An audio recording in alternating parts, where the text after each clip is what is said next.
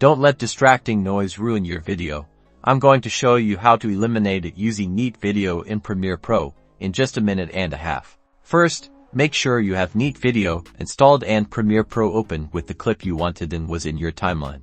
Go to your effects panel, usually on the right side of your screen, and type in Neat Video. Drag the Neat Video effect onto the video clip you want to clean up in your timeline.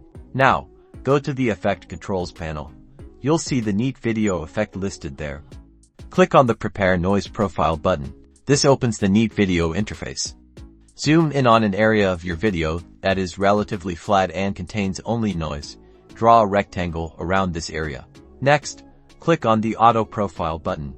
Neat Video will automatically analyze the selected area and create a noise profile. You can adjust the noise filter settings to fine-tune the noise reduction. Lower values keep more details. Higher values smooth the image more. Finding a balance is key.